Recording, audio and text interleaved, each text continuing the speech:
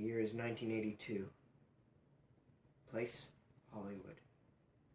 And Steven Spielberg, director and filmmaker, has just released E.T. the Extraterrestrial. It is critically acclaimed and loved by both audiences and critics. But there is another sci-fi film that came out that year. It was Blade Runner. Ridley Scott's Blade Runner. It was a sci-fi detective movie, and it sucked. With slow pacing and lack of action. That is, until the year 1992, when Ridley Scott released a director's cut, giving the movie Blade Runner a darker ending and tone than its predecessor. And that is when people started to notice it, and Blade Runner became one of the greatest sci-fi films of all time. The movie starts in the year 2019 at Los Angeles in November. Wait a minute. Where's a calendar? It's November 2019! Ah! I've calmed down now. As I was saying, the movie starts in 2019 when these robots, known as replicants, come to Earth trying to find their creator in an answer to live longer. During this time, they kill a police officer, a Blade Runner. A Blade Runner is someone who tries to find replicants who may have come to Earth and retire them. But since this Blade Runner dies, they call in ex-Blade Runner Rick Deckard, played by then superstar Harrison Ford, to solve the case of these 3 missing replicants who are trying to hold on to life and kill them.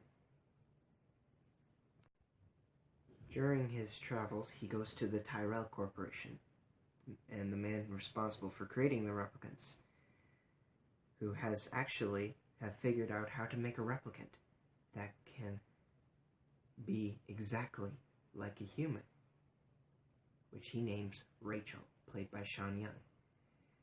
Rachel thinks she is human, but through a Voight-Kampff test, a test emotionally proven to find out who's a replicant and who is a human, Deckard finds out that Rachel is also a replicant and that she has an expiry date herself. One of my favorite things about this film has to be the excellent villain that is Roy Batty, a replicant who is trying to live a full life before he expires. And he's just so easy to sympathize with, because we all have an expiry date if you think about it. And I think that late actor Rutger Hauer plays that role brilliantly. And in fact, one of my all-time favorite scenes is that final confrontation between Roy Batty and Rick Deckard on the rooftop at the ending, where he explains that when he dies, all those memories will be lost, like tears in rain. In conclusion, Blade Runner is one of the greatest sci-fi films I have ever witnessed. It is moving and full of character, and it has a lot of really cool ideas for the future. Of course, it's not 2019 future. No, we're full of social justice workers who get rid of things that I like, and we have to deal with a president with orange hair, and we just have to deal with that. So not 2019 like Blade Runner. I honestly prefer robots to a president like that. But I'm getting too political. So, goodbye everyone, and have a wonderful time. Bye-bye. And I just want to say, this video is dedicated to the memory of of Rutger Hauer, the real Roy Batty. And